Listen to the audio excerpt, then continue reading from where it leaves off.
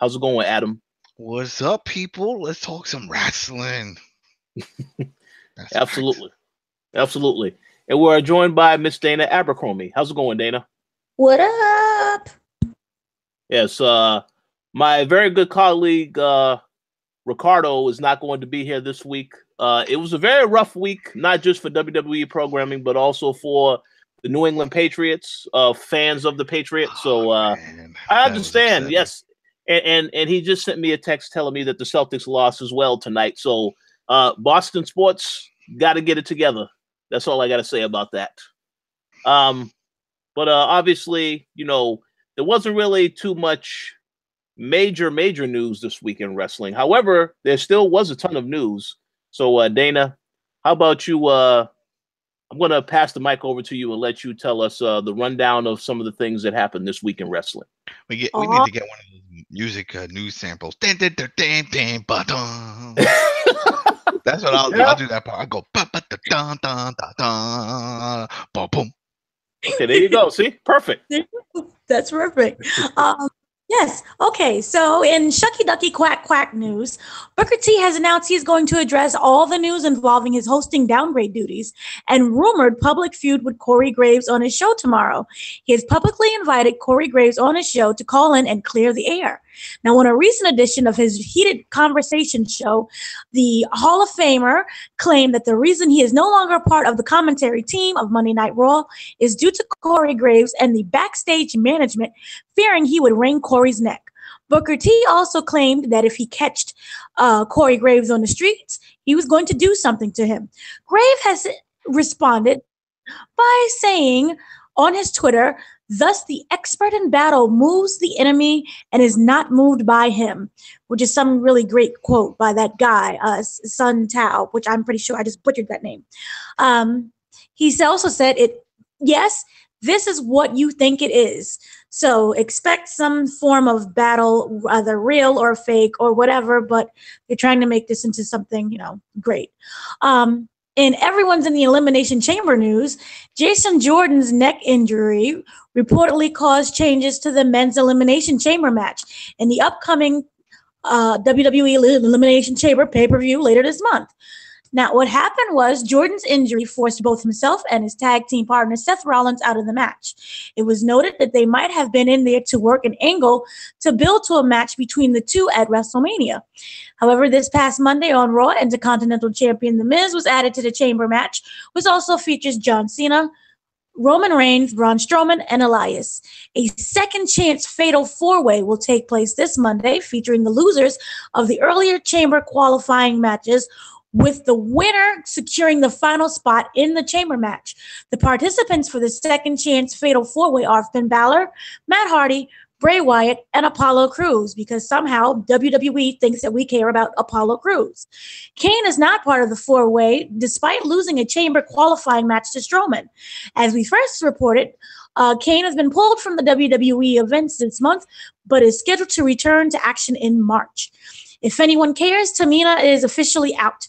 Tamina Snuka, who really hasn't done anything in WWE because they have nothing for her to do, underwent surgery for a torn rotator cuff. Snuka last appeared in last month's Women's Royal Rumble match and wrestled with the injury. She had surgery 2 days later. Before the Rumble, she wrestled on the January 2nd episode of SmackDown Live, where she teamed with Carmella and Natalie in a losing effort to Liv Morgan, Ruby Riott, and Sarah Logan. They really should either do something with her or just let her go. It's ridiculous at this point. We are finally getting a Delete universe. WWE has obtained the rights to air Broken Hardy footage from Impact Wrestling. Matt has taken ownership of all Broken Universe trademarks. Presumably, this would include footage of the Hardys' compound in North Carolina. Hardy then teased later on his social media that Woken might soon be Broken Matt Hardy. WWE is also working on a documentary on the Hardys and their family, so that might be part of the reason why WWE wants to get the footage. I have an insert on this. Insert beep beep beep beep beep beep beep beep beep. Insert. If people want to get it might be the only Woken t-shirt, it is now available on WWE Shop. I picked one up today, so they might be a collector's item at this case. There you go. Gotta go. Beep, boop, boop. Beep, boop. In book news, For those who can read, King of Strong Style, 1980 to 2014, is a brand new autobiography from pro wrestler and MMA fighter Shinsuke Nakamura. The English language is coming summer 2018. It was already released in Japan for those who can read Japanese. I'll wait for the audiobook. Or the audiobook, which hopefully is not going to be by Shinsuke. John Cena will have a new line of children's books from Random House Books for young readers, and that the first book in the series is going to be called Elbow Grease. It'll be a picture book about a monster truck called Elbow Grease. The book will not be centered around any type of wrestling, but instead it's going to completely rip off cars, and it'll focus on a family of monster trucks named Elbow Grease, Pinball, Flash, Crash, and Take. With Elbow Grease and the books to follow, John Cena said that he wanted to offer kids a fun and engaging way to learn about the power of ambition, dedication, and heart, which is something that Pixar's Cars already did. But John Cena continues by saying these concepts have been transformative in my life from my childhood up to now, and it's important to me that I pass along the positivity and help our youngest generation see that right mindset is the key to achievement. The books will release. Nobody's gonna be. Oh my lord! All right, keep going. They're picture books, so you don't have to worry about reading. So yay! The books will be released on October 9th. Again, if anyone cares. Shane is determined to bore us to death in an unexpected end to SmackDown Live with a triple threat match for Fastlane. He says that he's going to make it a bit more interesting. So next week, Baron Corbin will wrestle Dolph Ziggler, and the winner will be added to a match that'll make it a four-way for the WWE title. In CM Punk news, remember him? He used to wrestle and be really great and give these really great segments and speeches, but now he wants to make stuff. Yeah, so sad. So in who cares news, CM Punk's next welterweight fight has been announced for Saturday, June 9th against Mike Jackson at UFC 225 from Chicago. Tickets go on sale on April 3rd if you really care. However, Dana White says, I don't know if that's where he'll fight, but he's healthy and interested. Dana White says there is no deal for CM Punk to fight anywhere right now, so we'll see how that plays out. Jackson, like Punk, made his pro MMA debut in UFC, dropping a submission to Gall as well. So they both lost to the same guy, and Dana White really does not care about this at all. No. So in the road to FXL, Vince McMahon, the 72-year-old who still manages to be alive, is moving aside and luckily handing over 205 Live show to Triple H. We'll talk about that later. The program, however, was struggling to gain popularity and viewership, but, it's turning around because Triple H is better than Vince. Also, Goldust, he's pretty disappointed, as well as Terry. Remember Terry? So Terry what happened at Raw 25 was that they had this huge plan for Goldust and Terry. And WWE was like, no, we want our show to suck. So we're going to completely dismiss any suggestions that you have. But that's his ex-wife, right? Yes, Terry but they still work together, just like The Rock and his wife Dana still works together. Oh, I didn't know that. Yeah, they're friendly and no one's killing each other. So this is what happened. Terry wanted to walk out on stage with Goldust as Marlena and the Goldust couple. But Vince was like, oh, heck no, and shot down the idea since it would mean Marlena would have her own spotlight as a female wrestler, while other females will only get to share the stage and wave because apparently that's what only women can do. Now, Marlena was disappointed. The only spot for the past WWE wrestlers was to just get called out and wave and walk back behind stage. So she was very disappointed. So she decided that, let me just forget it all. And plus Vince wasn't listening to her anyway, but it would have made for a really great segment. But Vince think that all women should just be grouped together. So that was shot down. Also, what was supposed to happen at Raw 25 was Enzo, he got suspended and then released. But by him being suspended that time, he actually forced WWE to scrape a segment between him and Goldust at the last minute, which also would have included any montages. So, yay, Enzo. Also, in rumors not being true news is shortly after Jason Jordan's wife took to social media to shoot down any type of rumors between Jason Jordan not being able to wrestle. And remember, there was like these weird rumors. Jason Jordan, serious, yeah, that he had like a 1 year injury recovery time or something like that. It was like a severe injury. Right. So his wife was like, no, this is not true. He's going to be back very soon. Also, there was reports that there was going to be a Latin American tournament that was going to happen around the summer. William Regal, however, tweeted a denial of this story, saying that it's not true and that he really uses his account for any type of entertainment.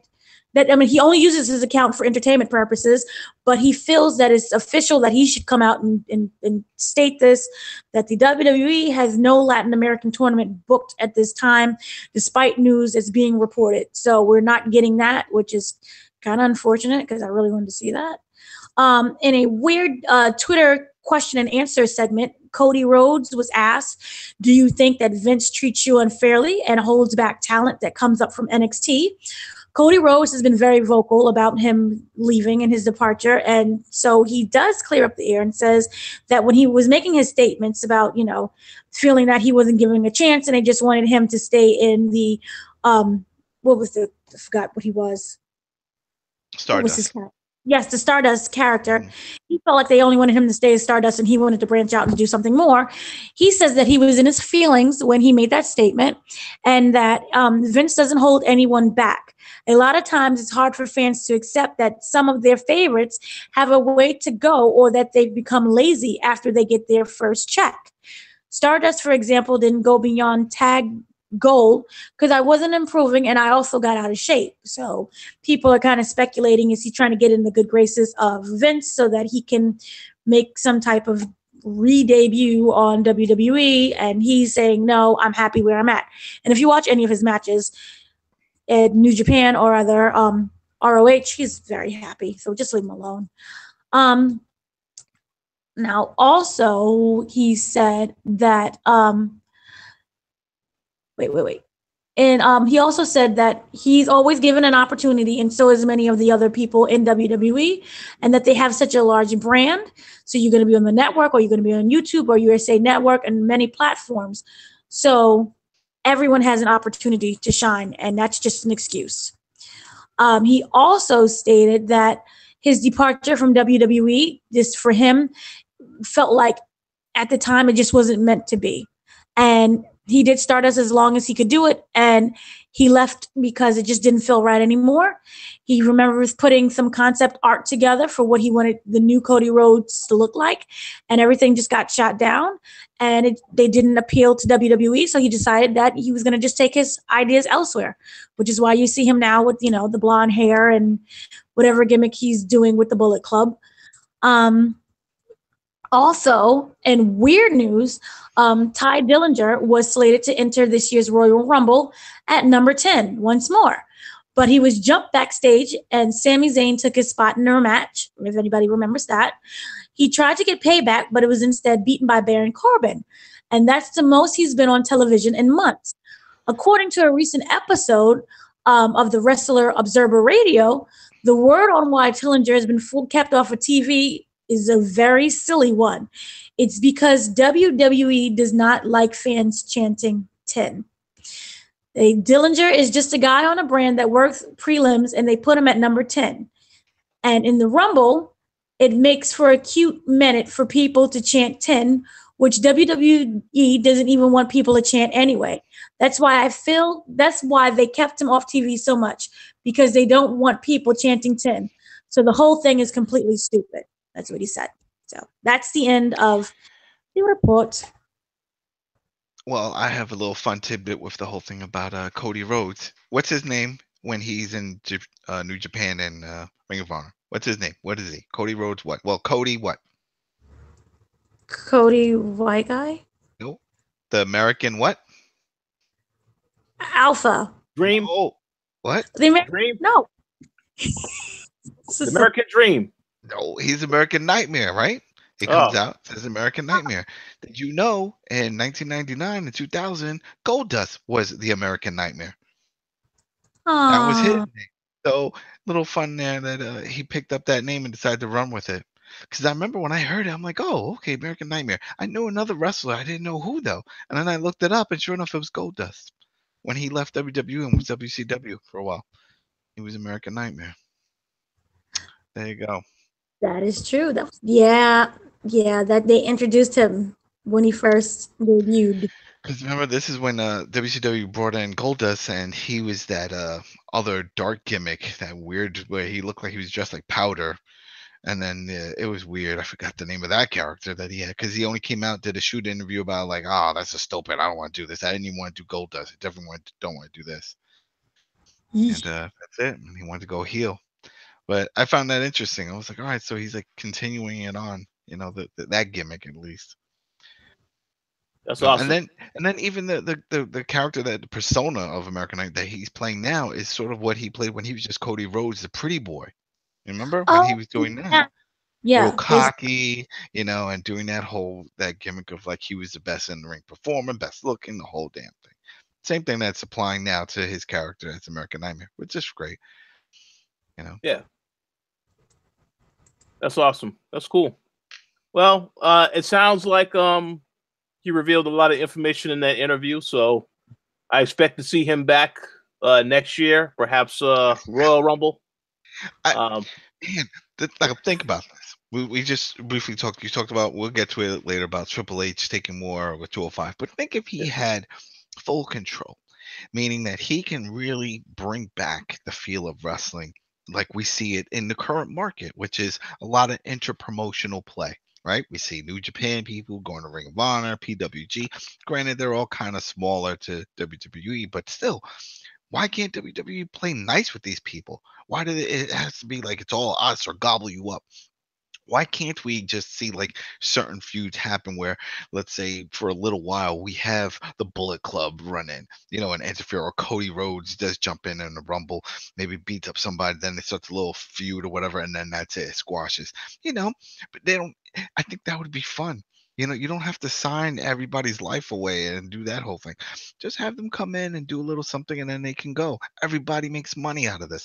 And then later on, if let's say that tag team or that individual wrestler, let's say if it was a Kenny Omega, you decide you want to give him a full job and he's willing to come for a full job, then there you go. But you already had that good relationship. So many times we see them, they pick up these guys, right, because they're hot in whatever market they're in, and it just doesn't pan out. Look at Hideo. Huge New Japan star. He shows up, bunch of injuries. Now he's on 205. Well, before the new branding, but still, even NXT, they didn't know what to do with him. And we see a lot of guys fall through the cracks this way.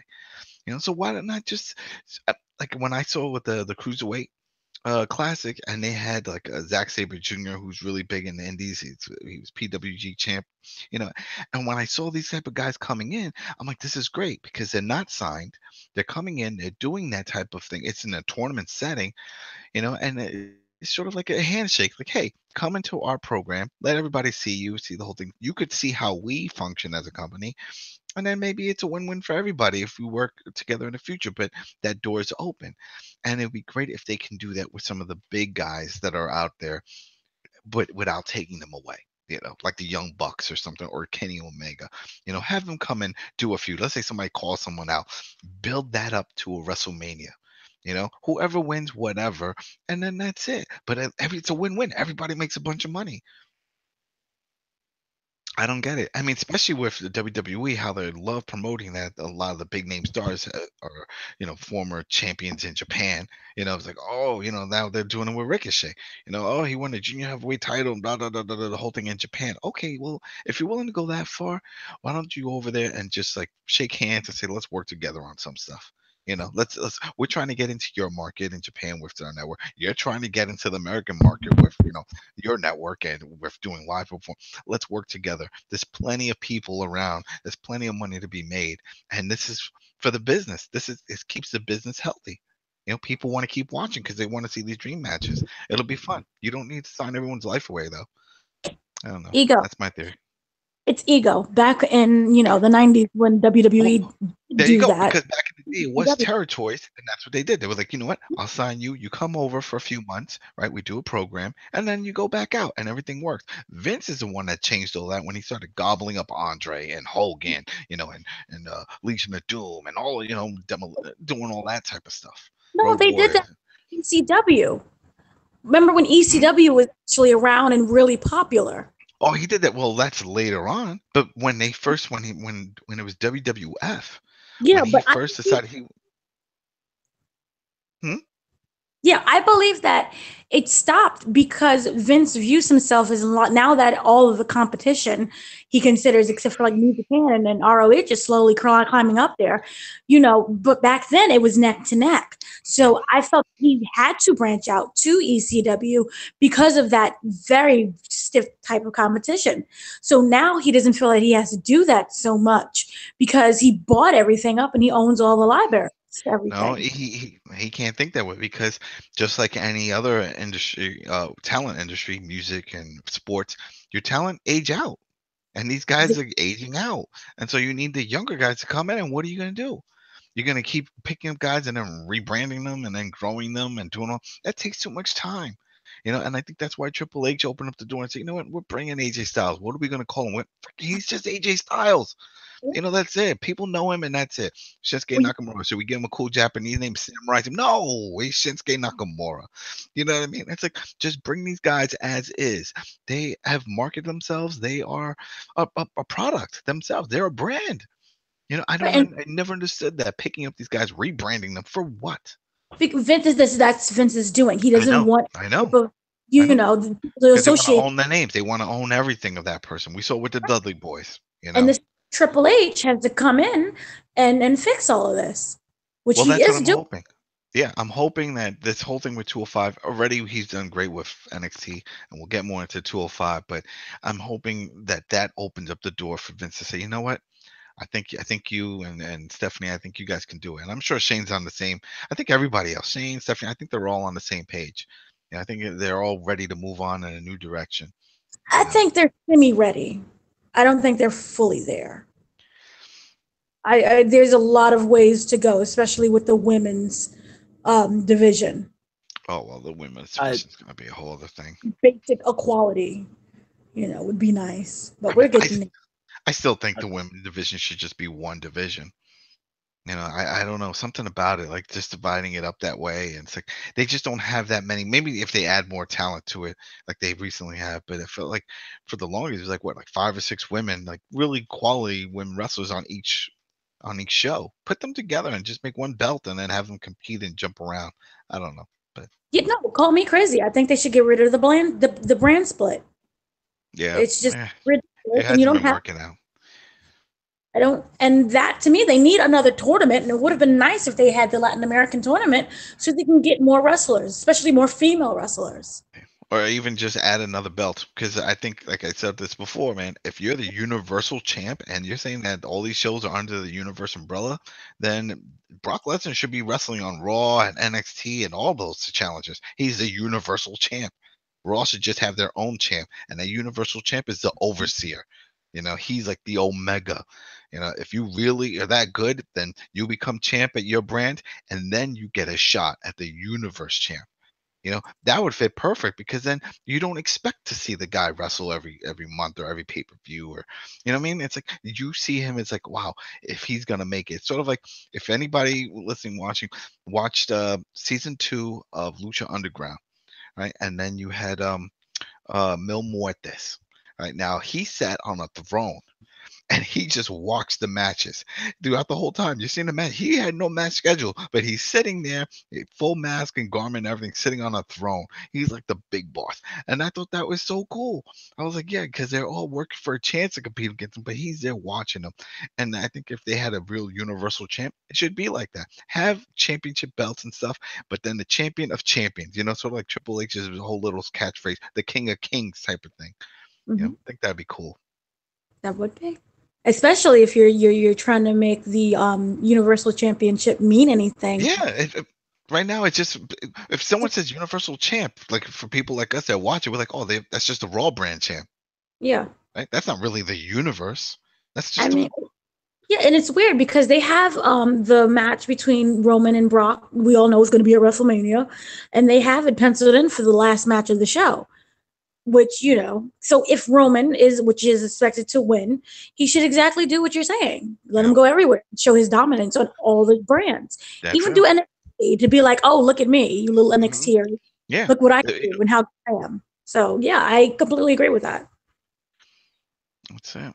Then they had one. The only time they had a belt travel around like that was a hardcore belt. Remember when they did that hardcore title where you can drop it at any moment, and then people would run in from SmackDown or another brand like, oh, look who's here, who's trying to win this belt, and that was awesome because that belt could basically disappear from one show and go to the other show. Remember they was doing it like supermarkets and you know backstage. Oh, I love that. Yeah, that was fun. That was fun. But there we go. I forgot. All right, now what are we talking about, Rich? We just went on the tangent. Oh no, I have some responses, but I'm gonna save that for later because I have a lot to say that will be tied into that. Yeah, I mean, just to move on to another topic. I know we're gonna talk about Raw and SmackDown, but I definitely want to say something on this Booker T, Corey Graves work, if you will. I know there was a news story that came out earlier today. It was reported on several websites stating that this is in fact a work. It's not serious. I thought that was interesting because my mindset is, you know, when I listened to because I did listen to this conversation that Booker T was having. Yeah, it's a work of a work. We're all getting work twice. Yeah. Why work? Why can't people have actual beef? I'm enjoying this. Well, I mean, I'm enjoying it as well. You know, I laughed. I listened to that interview over and over again. Laughed at the part where Booker T said he was going to beat his ass. I thought that was funny, but it definitely is a work. You know, we know that WWE they're in the business now of having these conversations where you think something is a work, but then there's some real stuff thrown in there. I mean, the whole interaction between Daniel Bryan and The Miz a while ago. I think John Cena and Roman Reigns. Remember when they were doing that whole shoot? We know that he pissed dirty Roman Reigns in the whole thing. So, good. Absolutely, that's fantastic. This is what. Why would you have a work with people that you know can no longer wrestle? Corey Graves can't wrestle. Daniel Bryan, they're not clearing him for anything. So I don't understand why are they doing this? Well, I guess they want to make it interesting. Their excuse was that this is all to help Booker T's new show, his new podcast, whatever. And I still don't even believe that because I mean, if they really supported that much, then put the damn thing on the network. Also, fill up your show with content. If he's producing content outside of your network, I mean, copy it over. What's the big deal? But that's why I don't believe that. I don't believe it. No, I think that there's definitely some reality thrown in there, even if it is a work. Because I mean, there's too many things. You know, like we had spoke about before we started recording. You know, we've seen instances where Booker T, like when they used to have the Raw pre-show, I believe there was one segment in particular where it was a team of 4 people. David Otunga. I don't remember what the other guy's name was, but it was David Otunga, the other guy, and then it was Corey Graves and Booker T. And this other guy made a comment about Booker T putting the stink eye, and Booker T was about ready to go over there and knock this guy out. You know, you had Corey Graves holding him back. So I mean, you could say that that's a work also, but I don't know. I mean. This I do feel definitely is a work though because of all the stuff that we've seen WWE doing as of late. So I did find it interesting, but also you know I know that Adam, you mentioned earlier you didn't watch SmackDown. The reason I know it's a work because even the New Day made mention of it also on SmackDown. They threw a joke out about that. So they threw a joke about the Page situation. Remember during that rat battle? Yep. They got brought. The Usos threw it out there. Oh yeah, but yeah. Well, my thing is, you know, if this was a serious thing, I think WWE wouldn't be letting people who work for the same company talking bad about threatening them. Because I mean, it sounded like a threat. What Booker T said about when I see him, I'm gonna beat his ass. That ain't no friendly way to treat a coworker. So. That wasn't a threat. That was a statement. Like, you know, the sun is outside today. Basic statement. I'm gonna beat your ass when I see you. Well, I just think because they're poking fun at it, they're not really taking it serious as like this guy is really going to do something. So that's why I don't really think it's a serious issue. But it's interesting. It's interesting. I know people have criticized Booker T, his commentary in the past. You know, Corey Graves also. I know a lot of times he messed up. Hell, on Raw, we saw Kurt Angle mess up, which we are going to get into here shortly.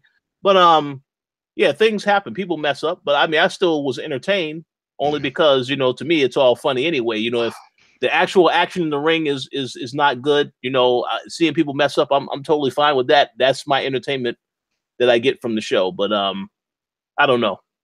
That's just my thoughts on the situation. You guys have anything else you want to say about this Booker T, Corey Graves work? I believe there's a lot of truth to it, but I think it's one of those things where there's just banter. You know, I mean, if you worked in any kind of office environment and stuff, you know, you throw jabs at people, people throw jabs back. And I think we saw a lot of that during the broadcast. Yeah. Those jabs go back and forth between the two. And I think this is a continuation of those jabs.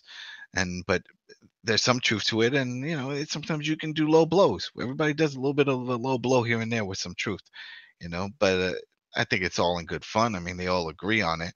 So there's a little bit of a work, a little bit of shoot, you know, and then it gets picked up. And WWE, if they really do, if they are trying to help out Booker T with his show, and that's why they're promoting this, then all right, fine. I don't believe that, but you know, I think he's sort of forcing their hand with it, you know, because by saying, yeah, he needs to come out here and do this, and then of course all the outlets are talking about it, and it puts WWE in that spot that they have to respond, you know. And Booker T's still employed by them. So talking some smack about a coworker at your job, thinks just imagine yourself at your own job talking smack about a coworker. What's going to happen? You know what I mean? You could technically get fired for that. HR can get involved, you know, if it's that legit. But, you know, I think they all know that this is just banter. This is just stuff that goes back and forth. You know, I mean, look at JBL. JBL was, you know, ribbing at guys left and right. Even Morrow had to leave because of that, and they still didn't see anything really wrong with it. You know, they were willing to let that go. So they're pretty lenient with a lot of this stuff. So we'll see what happens. But I didn't take too much into it. When I heard it, I was like, all right, whatever. I already knew that, you know, it's a little back and forth about performance and stuff like that, but it didn't do anything for me. I never thought that they were actually going to fight and that this was a legit, like, yeah, I can't wait to beat him up. And maybe if Booker T left and was fired over it, but he was always there just as a filler anyway. You know, I remember they said it. He wasn't full time. He was just a part time guy for that spot, and he just wound up staying there longer than expected. But yeah, that makes sense. I think that WWE is just looking for ratings, and that this could actually be something that, you know, is based in truth, but WWE is hyping it up on purpose so that they can get better ratings. If you look at the Raw 25 show, Alundra Blaze was there, and she was sitting next to JBL, and she was going in on him like, why are you here? All you do is harass people. You harass women. Why didn't they fire you? That whole situation, and they'd let that fly. And, you know, so I because think it's he's just, not there, so it's okay to say that because they're like, well, he is gone, so we're cool with it. no, they said that to JBL. I don't know, because I mean, think about it. All right, so where does this end up? Like Rick said, I mean, we all know Corey's retired. It's not going to end up in a match. No, it's not going to end up in a match, but that's just basically ratings. It's just like basically if I was to say, you know, like say you and I, we didn't get along for whatever it is, and we start arguing on air, and Richard doesn't say anything because he wants people to tune in and hear us argue, and the more we argue and fight, the higher the ratings go. Yeah, so well, that's all right, I get that. But the thing is, where we're going to see Booker T argue during pre-shows, because that's all he's stuck on, or through his non-WWE brand podcast. On his podcast, what people will turn in and start watching, which will then, you know, people will automatically go and look at Corey Graves and say if he has anything to say about it. They're all tuned into Twitter, and I'm pretty sure there'll be some type of, what is it, that, do they still have that show where it's like, you know, keeping it, bring it to the table? Do they? It's on and off. It's on and off. That's over. I think that show. No, there's no set schedule. That show just pops up out of nowhere. They'll just announce a new episode. So I view that they're trying to get any type of attention, no matter what. So, however it is, people are going to tune in to watch or tune into somebody's Twitter feed to go and see. If you look, they even count. Remember, we have the highest subscribers of Instagram followers, that type of situation. So for them, they're winning no matter what. Even that whole Enzo and Big Cass thing. Why do that 205? Not 205. Why do the oh shoot, that show I forgot he was on that they did with Corey Graves, and him and Corey Graves got into it. Remember? The interview show that Corey. There was a bunch of people, with the interview show. That one-on-one show. I don't remember. Yeah. I never saw that episode. Yeah, I probably have to saw go back that and watch one, that. and he came off just super cocky to the point that I felt like it was all a work. I was like, "There's no way he's this cocky and snobbish. There's no way." Well, now we know it could probably be real, but I just think they're willing to do anything for ratings, and having two people, legitimate fight or argue. That's what it is. If you look at the whole Miz situation, Miz and Daniel Bryan, they could have easily stopped that, but they continued that. Even though technically it was described as it not being a work, which, it probably was a work, but something that was, Vince was very angry about. If Vince was that angry, then we would have never heard about it again. Even during the replays, they would have completely took that part out, but they didn't because they're looking for that type of rating. Well, then maybe things have changed because you remember when Matt Hardy had the whole thing with Edge over Lita, and they fired Matt. They said they could have played it all out and dragged it out into the in the ring like they did eventually when he came back because people kept chanting for Matt Hardy to come back. But they don't take that bullshit. They just like, oh, what drama? Psst, whatever, you're out. He's more popular. He brings us money. No, they played that really well. And even when they fired him, I really wondered if it was like, we're mad at you, or you just like, we just need you to calm down before you start killing anybody. You're putting a woman and, our other talent, Edge, who was very popular at the time, in harm's way. So maybe it was like, just go cool down. And then because there was really no purpose of bringing him back, and then that whole feud would start up again if they really cared. It's funny. Well, not funny, but it's kind of sad. Both of the other two had broken neck injuries, and Matt's still going. Matt is still going. So in the end, the cheatery. What is it? Cheatery, the one who's cheated on. He won. So it's nice. Cheaters. That's that show. That's that show. Some people say it's karma. You say karma. It's karma, but is it really? Because Edge ended up with Beth Phoenix, and he looks like a sad guy. I know. I mean, no one deserves to die. Not that type of karma, but I mean, like, hey, some shit goes around, comes around. Bad things happen to good people. Good things have bad people. But this is something bad to happen, and then it worked out for someone else. So, I mean, he got married. Everybody got married. If you think about it, everyone's happy at the end of this. Everybody got married and spit out some kids. So Matt has nothing to complain about. Reby Sky, very beautiful woman, and then he has a beautiful family, so he has nothing to complain about. Both of them. Yeah. Except for Lita. Does Lita have anyone? We'll just pass on that. So I don't know. I don't know about that. Yeah, we'll see. She has dogs, so there you go. I'm pretty sure she got somebody. We'll see. She had a few people. Let's keep going. Oh yeah, that's right. Yeah, let's keep going. Okay, so as I mentioned earlier, thank you for the recap of news, Dana. We're gonna move on to our thoughts on Monday Night Raw. I wanted to ask if there was anything that you guys liked or disliked about the show. I actually think I should start off by saying a few things about Monday Night Raw. And I'm going to give a shout out to Ricky because I know he's watching. If he isn't watching, he will be listening to this later. I think he said it best when he said that the show was very predictable, very boring. The only surprise that I was actually glad to see was Elias win that triple threat match in the main event. That's great. That was a shocker. Yeah, because I was expecting, I saw John Cena yelling at Braun, do this, do that. And that was pretty interesting that they, you have John Cena barking orders at the wrestlers that loud where you can actually hear it on the broadcast. That's not good. But yeah, I was glad to see Elias, because as we said last week, I like Elias. I like that they actually allowing him to do more on the main roster than when he was in NXT. He was the jobber on NXT. So I'm glad to see them doing something with the character. But as for the rest of Raw, very, very predictable show. I didn't like the fact that well, of course, we had Kurt Angle come out there. He made his little mistake when he was talking about the Elimination Chamber match. He needed help from the audience to remember stuff. Yeah, very disrespectful. Very disrespectful.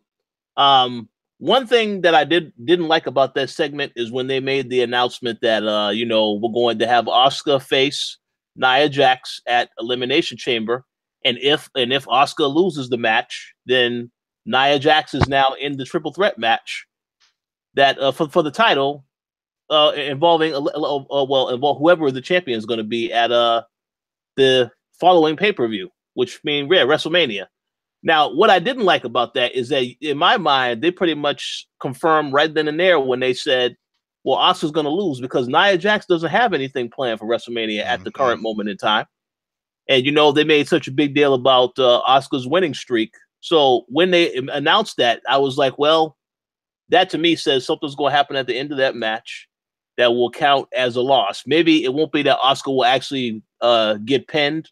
Maybe it'll be a disqualification or something, but Nia Jax is going to end up being in that. But then they also, because they announced and said, yeah, it's going to be a triple threat for the Raw title, they pretty much say that she's going to be facing Alexa Bliss and Nia Jax at WrestleMania, where they had this whole mystery of, well, she can end up facing Charlotte.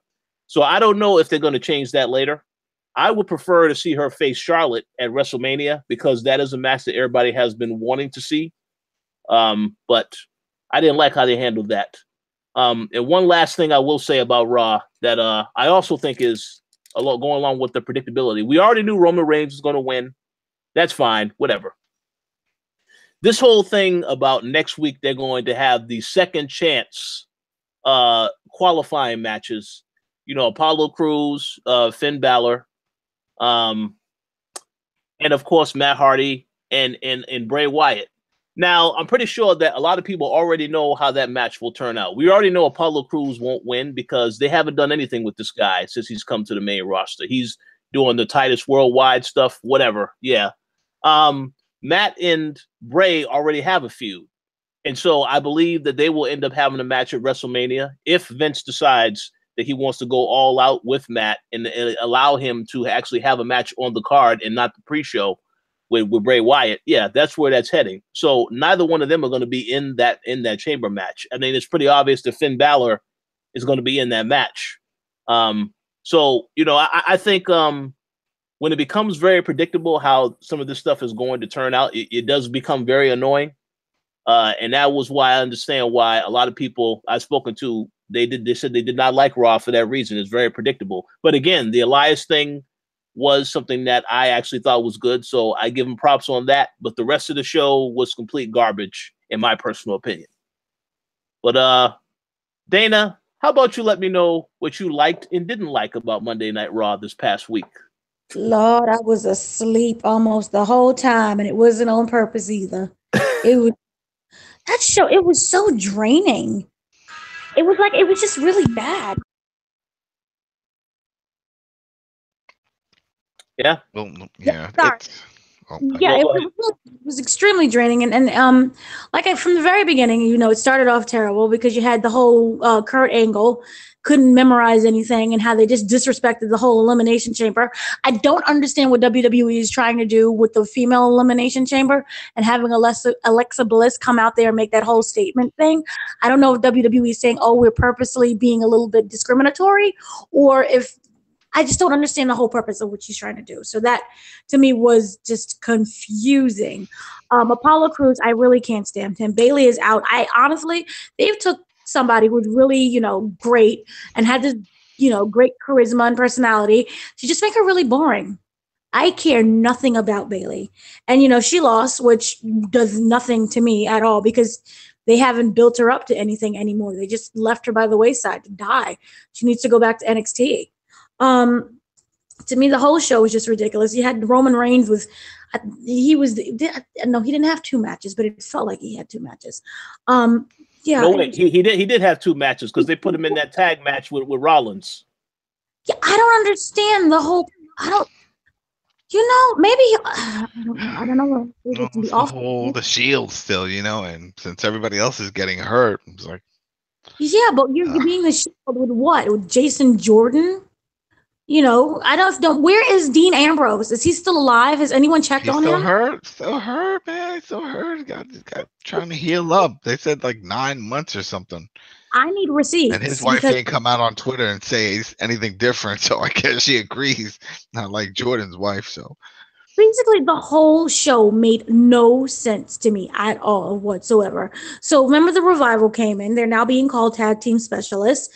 And then they lost 2 wrestlers to a tag match. So that was just stupid. Sasha and Bayley both lost when they lost in the Royal Rumble. Asuka won. And then Asuka is doing single matches on Raw. But they're both getting a title shot at the Elimination Chamber match, which I don't understand the whole purpose of that either. Then they had that whole thing where Sasha was in the back watching Raw on like a tablet. I didn't understand the purpose of that. Are they trying to tell people you can now watch Raw on tablets? That and they're also trying to, give you the hints that, oh yeah, Sasha Banks' heel turn is coming, so she'll face Bayley at WrestleMania. But I don't even care about that match. I don't understand what the whole purpose of that was, and I don't understand the purpose of the tablet. We live in 2018. They dropped the ball on that. They dropped the ball because everybody knew that she was not watching Raw on the tablet, because you can't watch Raw live. Not even on the USA Network app, they don't have Raw on there. Maybe they're trying to say, hey, watch us on some type of stream, any type of illegal type of stream. Yeah, go ahead, do bootleg stream, even though she could just walk down and watch it on one of the prompts there. But whatever, that's a bullshit. Yeah, I don't know. Even if they did a huge announcement, now watch us live. That would have been really great. I know Raw and SmackDown are available on the main channel, but that's not live. So I just didn't understand the purpose of that at all. That was really confusing to me. I wish they did that. That'd be awesome. Wouldn't that? That would be really nice. Like I said, Alexa Bliss and that whole Kurt Angle thing sound like something from Roman Reigns and The Rock situation. I don't know what they was trying to do there with that. Maybe they're saying that Kurt was so distracted by his son's injury that he couldn't remember Women's Elimination Chamber. I don't know. That was so stupid. Let's see. Yeah, that was basically it. Yeah, that wasn't he crying or doing some fake cry with Jason Jordan when he couldn't wrestle anymore?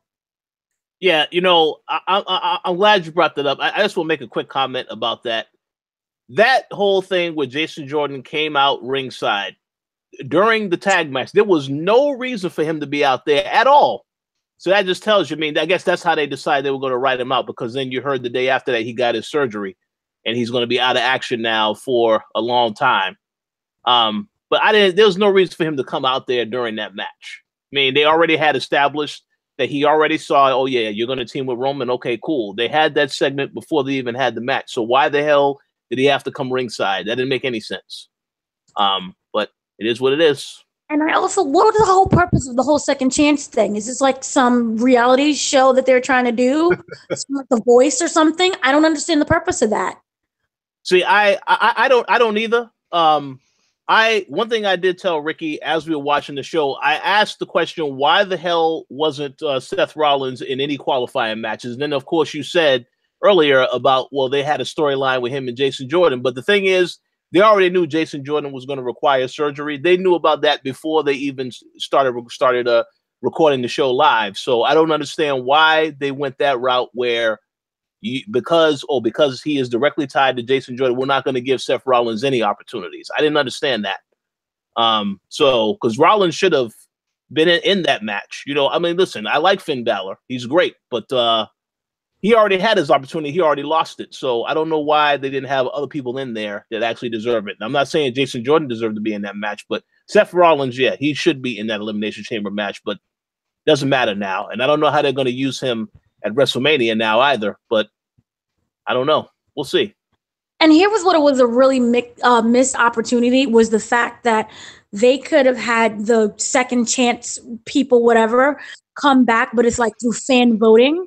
And then they could have promoted it through that whole thing with Sasha watching the WWE. Instead, her going and trying to vote on the app. Boom, much better. Yeah, see. Hey, listen, you need to be writing these shows, Oh, let's not get into that horrid tale. Yeah, that right there that would have been smart. That would have been a very smart idea to do that. Of course, we already know Finn Balor would have won in popularity, although I would be very curious to see what the voting would have looked like and where Matt Hardy and Bray Wyatt would have been on there. We already know Apollo Crews, he would have been at the low part of that list. But yeah. That is, and then also I'm kind of wondering, are they trying to make like a comeback for Kurt Angle? I'm confused. I feel like they're trying to do this. I think he's going to be the specialty item. You know, they're going to throw him in specialty matches, and I'm sure he's going to pop up for some kind of match at WrestleMania. I wouldn't be surprised. So something's going to happen there, but yeah, they'll find a way. He'll take Jason's spot.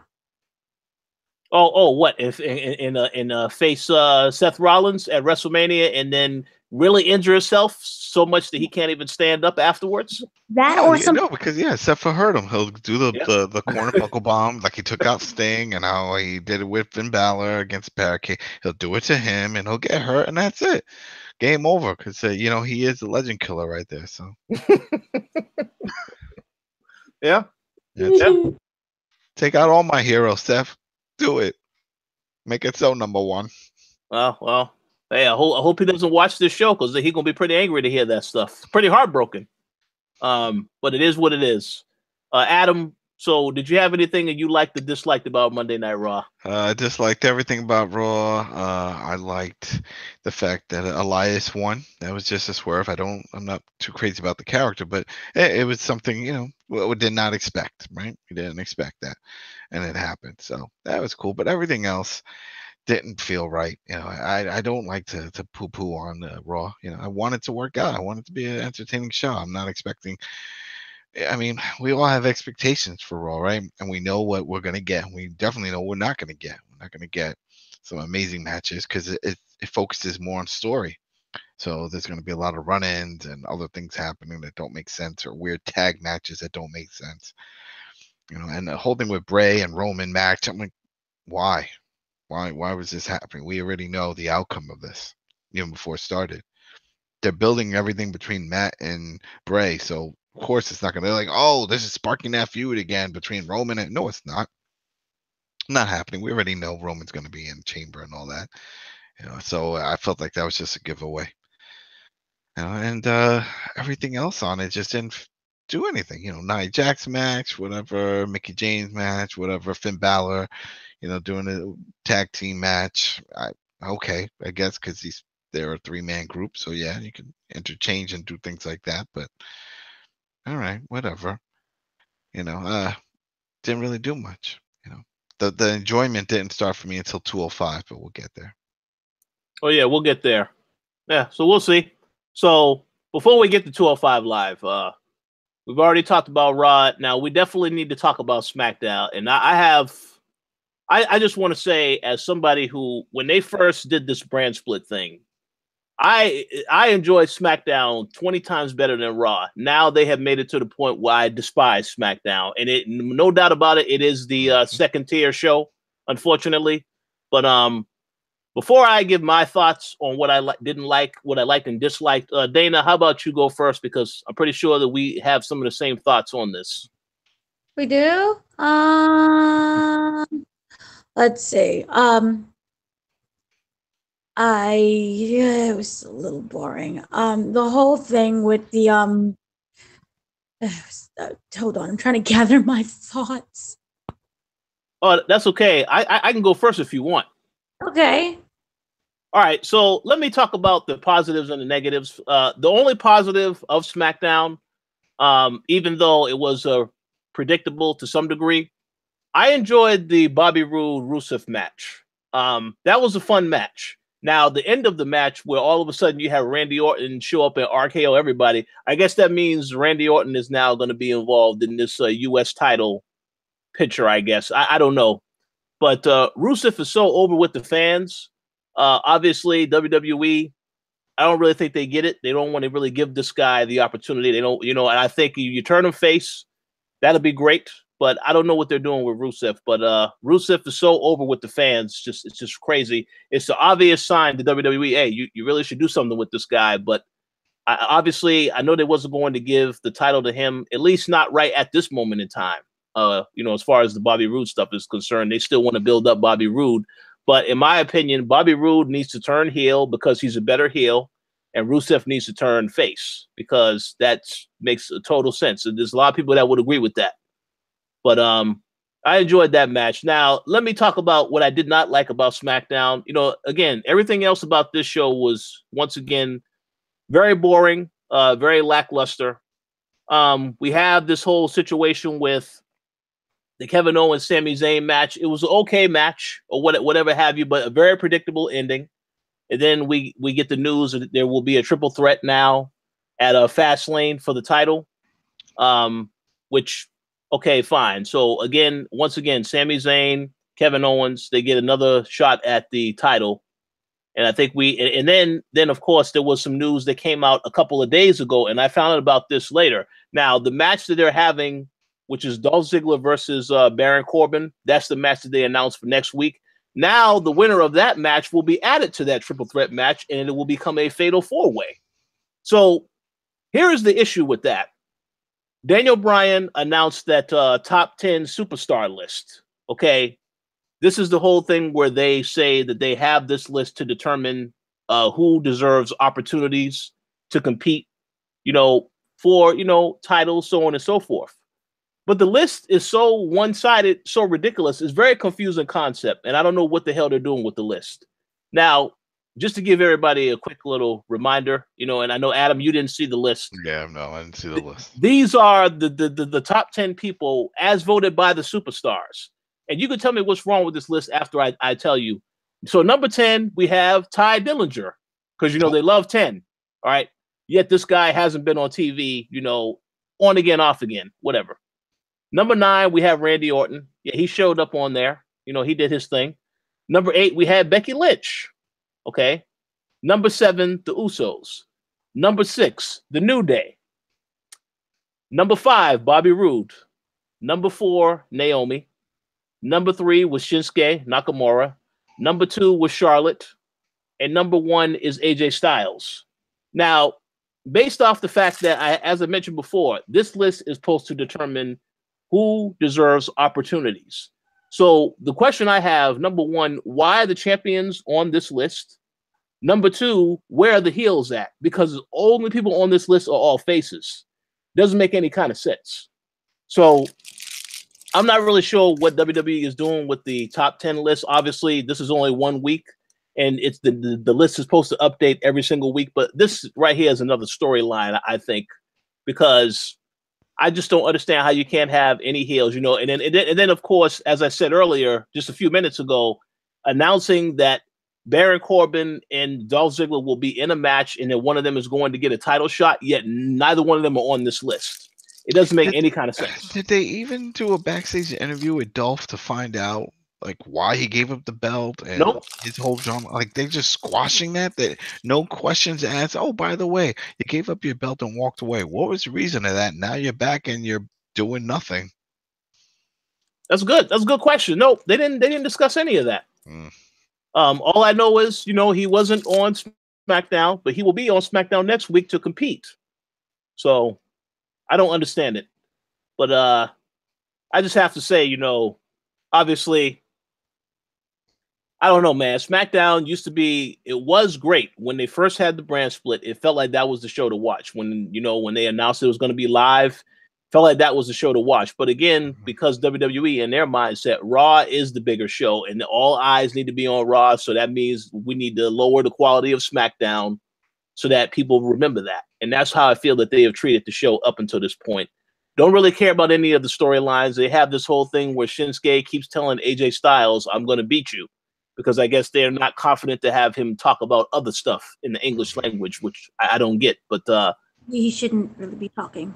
Then just get a manager. Bring back managers. Just bring a manager in for him. Come on now. Not that hard. I agree. But that was my little rant about SmackDown. What I liked and well, very, very, very little to like outside of that match. Everything else, just a bad show. And again, when you think about how good SmackDown used to be, it is very depressing at this point. But we'll see what happens. So, Dana, now do you have any thoughts on SmackDown Live? I do. I just want to say that first off, it opened up. Oh my God, it's so generical. I am so sick and tired of Daniel Bryan and Shane McMahon arguing and conversating about Kevin Owens and Sami Zayn and the other ones whose names I can't remember because we've seen them 15,000 times and I'm starting to forget. That was Owens and Zayn. Always, every time they open the show, it's always about Owens and Zayn and AJ Styles. And oh my God, you're interfering. And oh my God, I don't know where they're going with that because we all know that Daniel Bryan is not going to wrestle. So unless they start fighting pretty soon, I'm sick. I'm legit sick and tired of it. That was stupid. Then you had Charlotte Flair, who's looking more and more like her father every day, with Liv Morgan. That was a decent match, though. Not gonna lie, I kind of like that. Then you had, I'm kind of confused with what they're trying to do with the Riot Squad and Absolution.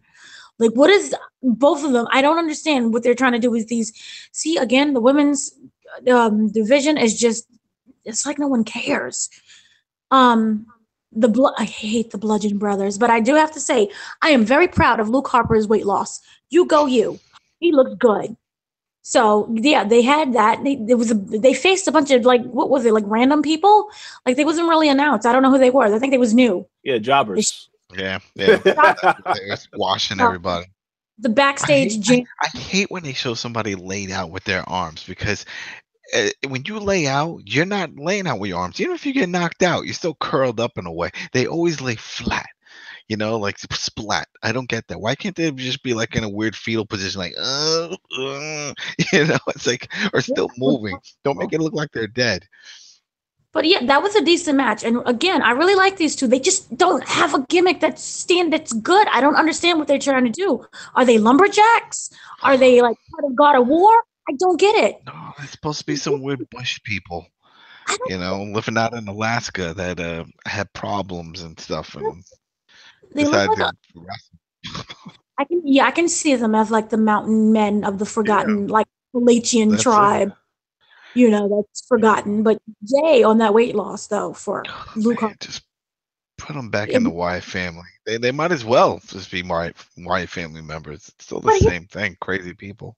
I want them to be the Wyatt family if they can bring back Jeff Hardy and that other guy so that they can do the whole deletion thing. Yeah, I think they will. I want that. Usos, every time they speak, I honest to God have no idea what they're even saying. So I'm getting sick of it. They need to just do something. But the matches was okay. Oh gosh, I just didn't get it. It was like a rap video they was trying to do or something they cut. Bobby Roode and Rusev. I actually like this because I like both of these people. But I think that Bobby Roode is losing his momentum. And I don't know if it's because Rusev is so over, but it was a decent match. Roode is not playing Roode. He's not being a heel. He's a great heel. Yeah. He knows how to work the mic as a heel, and they're not letting him do that. So it's like, yeah. So they need to do something with that and fix it. But I really do like Rusev. He's so over. He really is. Think about Glorious. Like that's your song and that's your gimmick. I mean, that's sort of like Lex Luger as a narcissist. You don't see those guys as baby faces. That's not a baby face type gimmick. Also, the Randy Orton with RKO thing, that was one of the best out of nowheres. So, yay to him. That was decent. Haven't seen Orton in a little while. Remember, he wasn't on the Raw 25 show, which sucked, but maybe for the best. The Ascension still exists. I don't know why, but they're still there. And Shelton Benjamin and Chad Gable, okay, they're still around. I don't know why. They need to just get rid of them. Just repackage them. They're good workers. They just need to repackage. I mean, that whole gimmick just doesn't work anymore. You can't say anymore. It never worked. It worked in NXT. Remember, they were like the longest tag team champs. Yeah. Well, hey, since you mentioned the Ascension, I would like to give a shout out to them because I did pick up and play WWE 2K18 again recently, and I decided to put them back in NXT. So yeah, there you go. That's where they belong. There you go. Moving them around. Kevin Owens and Sami Zayn had a really decent match. I'm just kind of sick that AJ Styles came in there and ruined it. It was a good match though, so I still don't understand the purpose of AJ. But overall, the show was it was forgettable. I struggled, but it was a little bit better than Raw. It feels to me like with Raw and SmackDown, they're just trying to do whatever they can to get to WrestleMania, and then you would expect there to be major things like the Raw after WrestleMania, the SmackDown after WrestleMania. Then you would expect a major shift, but it just feels like it's going to be a slog to get through all of this stuff.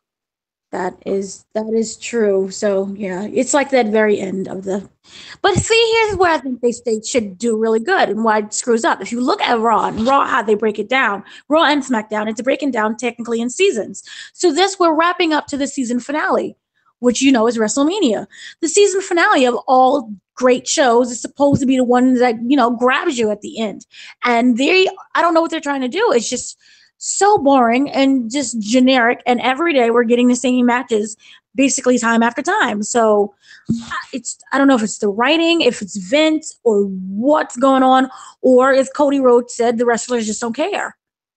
I'm just so baffled by this.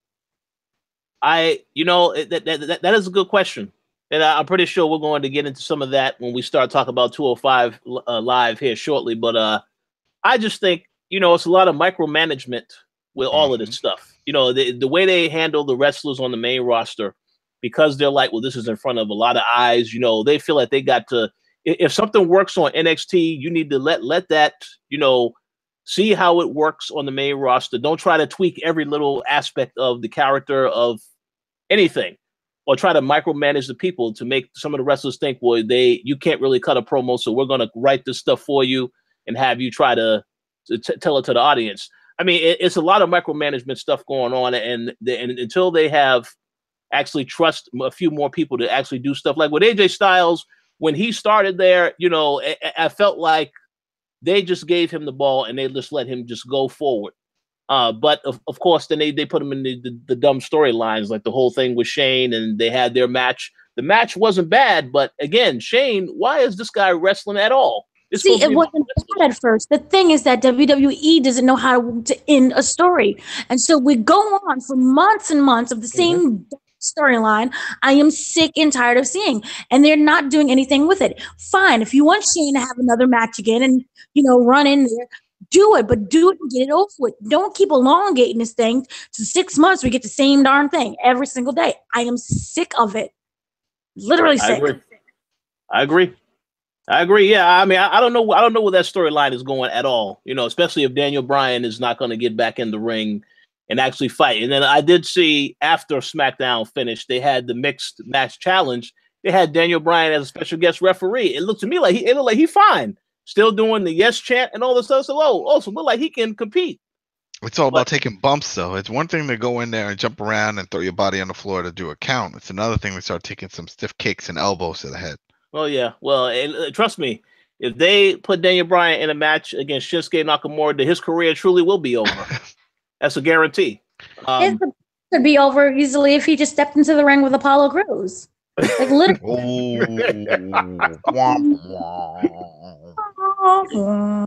Well, we don't have to worry about that because they're not going to do nothing with Apollo Crews. He won't even be able to go against somebody like a Daniel Bryan. He will jump out to Roman Reigns, though. That will happen. Yeah. Yes. No, I can't even say that he's even on a Roman Reigns level. The man sucks. He needs to go. I'm sorry. Not that he sucks. It's that he just lacks direction. And I thought that personality, like talent, everything. I mean, if you have to look him up online, right? And he had some amazing matches and Evolve. The guy knows how to wrestle and do a lot of moves and just work a match. He's not that great on the mic. That's never been his thing.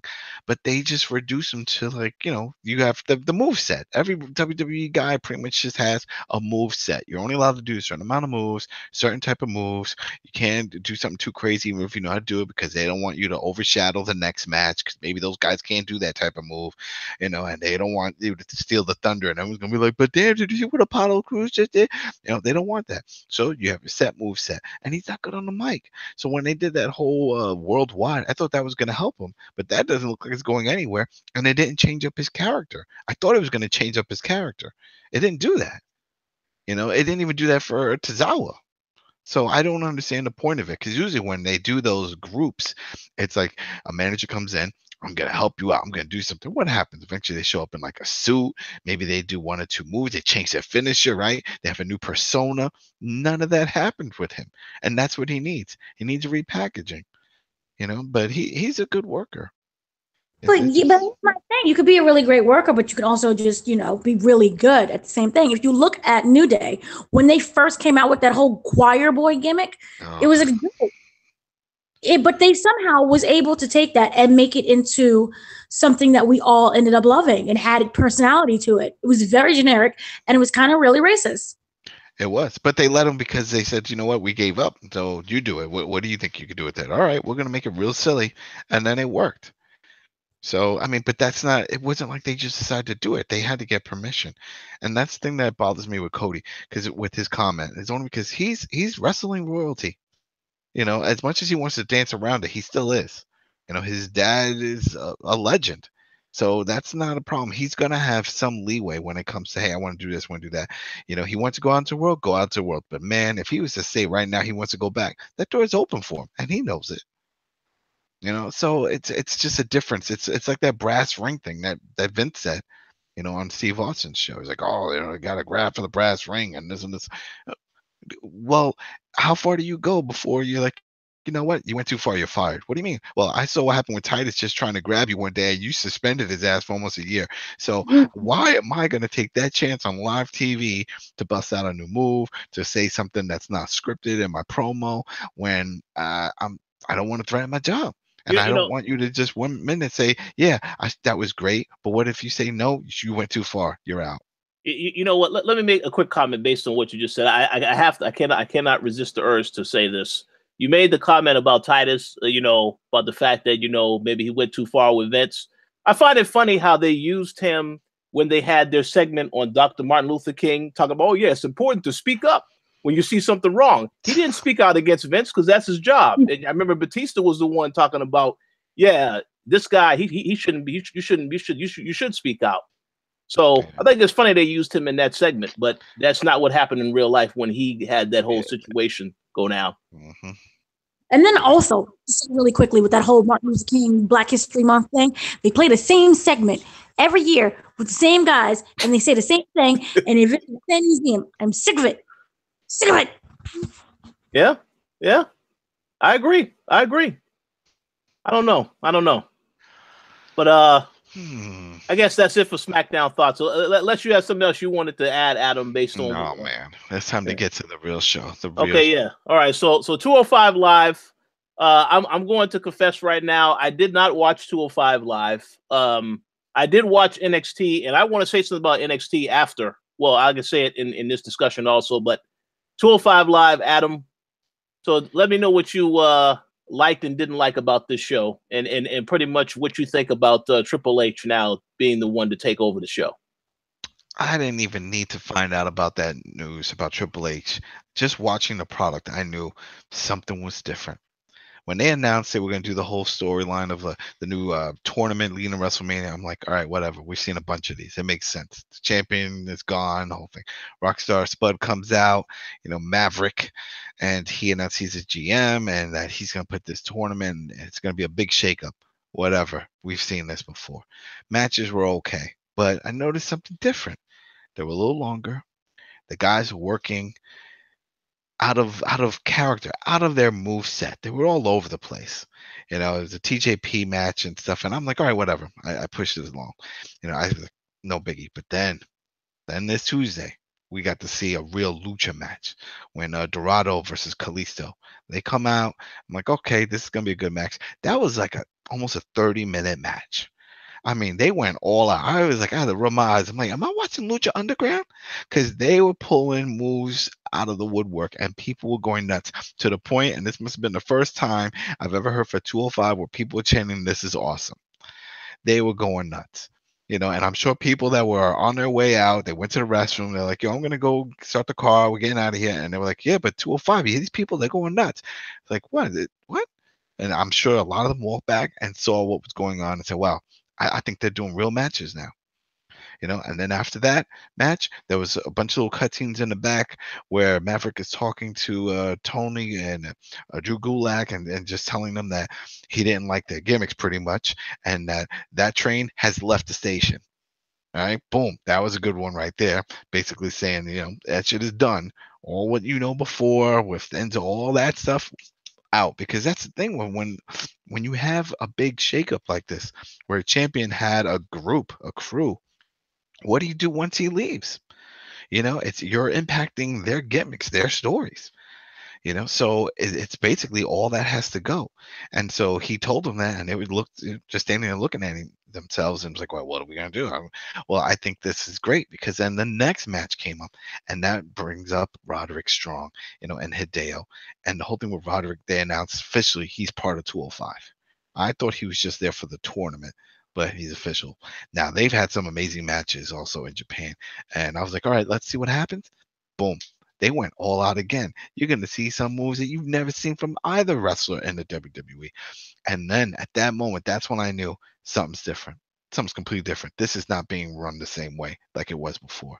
They're going a different approach. They're going the NXT approach. Quality matches. Let these guys that you hired do what they do best in the ring. You can't put them in little packages like you do on Raw and SmackDown and then have all that talk. It's only an hour show. People don't want that. Throw some matches. You got all these high flyers. Your intro is showing guys flipping and flopping and doing all this stuff. Then do that in the ring. And I think the whole thing with Enzo was actually a win-win. We don't have to see his bullshit, but then also it saved 205. Because then this whole thing happened, and then Vince went and has other things to do, and then gave this to Triple H and said, hey, do what you can. And I'm sure it was the easiest thing for him to do. Go out there. You two have the match of your life. You two have the match of your life. Let's wrap this up. Because he knows they can do it. He knew they can do it when he did the Cruiserweight tournament. When he started signing these guys, he knew it. It's just that once they come up and they're out of his hands, then that's when everything, goes to the poop. So now that he has that control again, now he can make those adjustments and pretty much let these people do what they do best and perform. That's what got them to the stage. That's why a lot of these people were hyped up. I'm a huge Roderick Strong fan, and I was so happy to see him doing what he does. And I was like, that's the Roderick Strong I know. That's the one that was champion PWG and Ring of Honor, double champ, traveling around with belts all over him. He was the man. People understand. He was the man. You had to be the man to go against Roderick Strong, and it's like for him to come in and they do the whole little, all right, his family, babyface, and he's doing all that stuff. Doesn't matter, because I didn't need to know any of that. The man can work if you let him work. And that match, him and Hideo also went all out. They went all out. It was such a good match. Another one where people just chanting, this is awesome. And I'm like, this is great. This is great. If this is what we have to expect for the next few matches for the tournament, and hell, even just for the brand, this is going to win over a lot of people. And that was great for me. And then what was that? I think it was like the next 2 days after that. That's when they announced that Triple H had full control. And I'm like, makes perfect sense. Because Triple H's style of promoting it, it's not so much of story based. It's more of just wrestling based. It's like, hey, you guys do you. That's it. I hired you because you guys are great. So just do it. Do what you were doing on the indies, which is what drew all the attention. If he brings that mentality before, remember we were talking about Ricochet. Right? It's like, damn, so I hope he doesn't end up on 205, right? We're like, no, don't do that. Don't. I hope he shows up at 205, because they're going to now we know that he's going to be able to do all the moves that he does. He's going to be able to just flip flop all over the place. He's going to have some amazing matches, and it's not going to be restrained to 5 or 8 minutes, whatever. He's going to get those 20, 30-minute matches. There was only 2 matches on 205 in that hour window. That was it. And that was enough. And people were happy. That was great. So I am over the moon for 205 right now. I was hyped. I feel just as hyped when I found out about 205. Because think about it, when we all found out about 205, we're like, this is going to be awesome. That Cruiserweight Classic was awesome. This is going to be great. They got some great talent on this. And then it just got all washed out. Talk. Short matches. Talk. Next, Enzo, just a mouthpiece, can't really work. He's a champ. And when is that going to ever end? It's not. Talk. We don't need all that talk. We don't need that. Absolutely. And I'm glad that this is what we got, and that it's going to continue on from there. So yeah, 205 is on the up. I agree. That was a perfect explanation of what the issue was beforehand. And yeah, I'm going to say something real quick, but then I'll give Dana a chance to speak as well. The main thing with 205 Live, because I when they announced that Vince had stepped down, there was a lot of things that came out and was basically saying that, Vince's vision of the division, again, focusing on storylines and characters and trying to build the character. And that's the issue, because take, for example, when they called Finn Balor up to the main roster, Vince has only liked one thing about Finn Balor, and that is the demon gimmick. And we know that because they just couldn't resist the urge to show him as the demon when he had his match with Seth Rollins, but yet they had to show you all of that before he even had the match, when he had the little promo with Seth. Mm-hmm. And that to me, that right there just killed a lot of momentum, because the demon is supposed to be a special occasion. You don't waste him on a promo. That's supposed to be at the SummerSlam match. So that's what Vince's thing is. He's focused on the storylines, the characters, not so much the action. And when he sees people like Apollo Crews, like you guys mentioned, look at the physique. Oh, this is my kind of guy. Muscles, all types of stuff. But yet you got him in this dumb thing with Titus Worldwide, and that's going nowhere. So I just don't get it. But what you said about 205 Live, that's exactly what the issue was. With Enzo, a guy who obviously, and let's just go ahead and admit it, this guy cannot wrestle. He was there because he can talk and he's an entertainer. And that was why they had him in that role, for that whole purpose. That's not how you're supposed to treat this, because the Cruiserweight Classic was awesome. And yeah, like you said, when they announced 205 Live, I think we all said, oh yeah, the show is going to be fantastic. But then this is why Vince, he don't really understand what Triple H's vision was. He just says, well, Triple H had success with this, so I'll have success by doing it my way. And that's the issue with WWE. This is why I hope that when 205 does prove to become a better show, that now Vince will see, well, man, maybe I need to scale back a little bit on Raw and SmackDown as well, but I don't expect that to happen. No, he won't do that. He's too stuck in his ways. He's too old. He won't do that. He won't do that. But the only thing we could hope for is that he'll say, you know what? Just take it over for a while. Let's see what happens. That's the only thing we can hope for, because if the numbers start going up, then that means subscriptions go up, right? Because the only way to see 205 is to subscribe. So and we already know that NXT is great on there. So then there'll be 2 great shows that are on there, 2 exclusive shows on there, wrestling programming put together by Triple H. So if he can do that, then he's golden. That's it. And then he can just take it from there. And I know some people have their issues, whatever, but he's giving us a great product. So I mean, we don't work behind the scenes. We don't do all the politics and the gripes. Oh, he's doing this, he doesn't fit. Who cares? The product that he's producing, that we do care about, works. We want to see wrestling. He's giving us wrestling. That's it. He's giving us what we want. We want to see 2 guys that we know are going to have a great match, and we know under his wing we're going to see a great match. We're not going to see a squash finish, a botch finish, a run-in of, a DQ. He was never a fan of any of those type of finishes. And he doesn't even do them on NXT. There's always something. There's always a legit finish of some form. So that's true. I agree. Yeah. So Dana, now what are your thoughts on 205 Live? I believe that you did watch it. I'm so happy for the existence of the XFL right now. It just means that Vince is very distracted, and we're finally getting good wrestling. So yeah, it was great. It was just so great. And you could see like there were starting to be changes when they did that whole Rockstar Spud thing, and he came in. And so I'm just very happy about it. I think that the show seems to be really great. I like the whole fact that TJ Perkins won. Again, he's very talented. They're all very talented. Yeah. The whole roster. We're finally seeing how talented they were. And the fact that Enzo doesn't exist anymore, Oh, it's like the blessing in disguise. You know, it's Mhm. it's very terrible what happened with him and that whole situation. But he was someone who should have left a long time ago. And you know, this unfortunately now creates better wrestling, which is so sad to say. I always thought But he should have been just a manager. He should have just been a manager. Like I don't know why they found the need to try to put him in the ring. well, they had that whole Enzo and Big Cass. I mean, you had both wrestlers, with neither one of them could wrestle. But I think that Enzo's talking distracted that. So would somehow he just became more popular because of that until, you know, you had to wait for his own demise. Because I think if the allegations never came out, he would still be there and we wouldn't get the 205 Live that we have now, Yeah. even with McMahon, you know, leaving. So it's yeah. Yep. So That's what I'm saying. It was like it's a blessing. It was a blessing. it was a blessing. It's very sad to say. But Roderick Strong, he looked great. Even Hideo looked a little bit more happy. Yeah. Even though he's been through injuries, he was smiling and looking happy. I saw personality back and everything. So that was a good thing. And the matches were really great. Everyone had really great matches.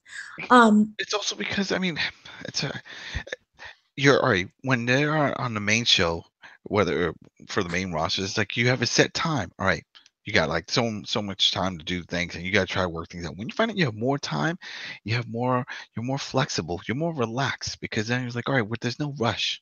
We can do this. We can tell our story. You know, we can have fun doing this match, and it shows in the product. Right, that is true, and you're able to get to see how great everyone's endurance is. Hmm. You know, and they was all over the place. They was in the ring, out of the ring, splashing all over the people. You know, I love that they was in the corner of the apron. They was just everywhere. And it was great to see, and you know, Hideo, he's really back to wrestling to how he was originally. So it's good to see him do that. Tyler Bate, he was still good as well. I liked that whole thing. I liked Kalisto, you know, him winning. That was a great match as well. It was just really, everything was just really great. Now, it wasn't perfect, though. I just still can't stand that, like, the selfie videos that they do. You know what's funny with that? And I've thought about that too. I'm like, why are they doing this? And then it sort of like dawned on me, like, this is like a Kickstarter. This is as Yeah, if like a whole redo, like as if we don't know who these people are. So yeah, they're but they like, do. hi, my name is so and so. This is why I'm gonna win, you know. And I was like, okay, it's like reintroducing us to these people. It Yeah, was but it weird. kind of when you have Roman and everybody else doing it. Yeah. It's just weird overall, though, for me. Um, Mustafa Ali's his video wasn't really great as well. That was kind of weird. Tozawa, his charm was missing. Well, that was kind of funny when he's like, "Who do you think is gonna win?" The guy said he goes wrong. I don't know. I thought it was kind of funny, and he walked around with his suit and stuff. I don't know.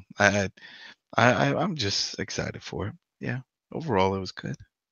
Yeah, overall, we had really great matches. We had personality, even the crappy selfie videos. You know, they had somewhat of a personality. It wasn't as great, but it was, you know, somewhat of that. You had Tozawa doing his Vince McMahon impression. So You know, when I started seeing a bunch of those, I started getting that indie feel because I know in some indie shows they'll do that. They'll get them because people have their cell phones and they can't. These indie shows don't have big camera crews, and then they'll go and they'll film something and then they'll put it on the big screen. And it was like, oh, someone was talking, I'm gonna get you, blah blah blah blah, and I'm gonna do this. And I sort of got that vibe from it. And it was like, oh, so they're walking to the ring like says walking from wherever he was walking backstage. Another guy just hanging out backstage talking. And it's like, do your own thing. Shoot your own promo. If we like it, we're gonna air it. yeah, And that was it. I can see that as well. So That is true. So it wasn't bad. I liked it. It's improving, which is yeah. making me both very happy and terrified because I don't know how long this is going to last. The only thing that I do wish, if they're going all out with this, change the name from 205.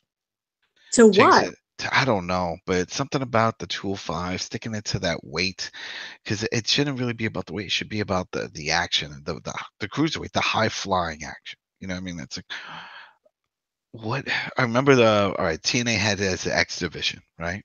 because it just was like anything goes. So it was the X division, and WWE had it as a cruiserweight division, and New Japan has it as junior junior something weight, something. It's a junior class, junior heavyweight, not junior heavy, something junior. I remember what it's, but it's sort of like that, but they call it junior something junior. Damn, I'm drawing a blank with it.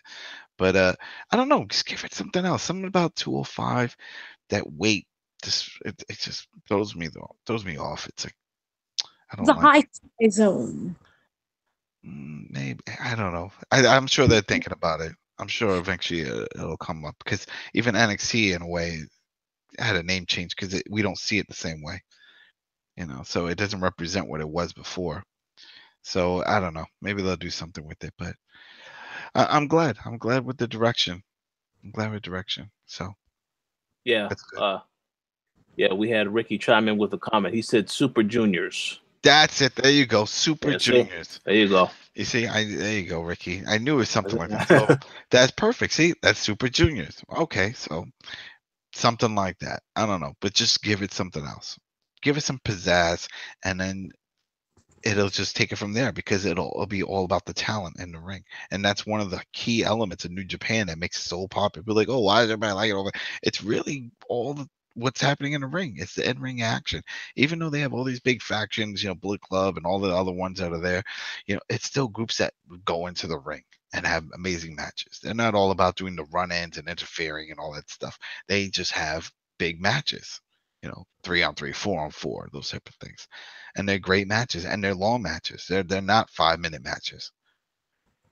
That's what people want to see. People want to see that wrestling action, and Triple H is proving that.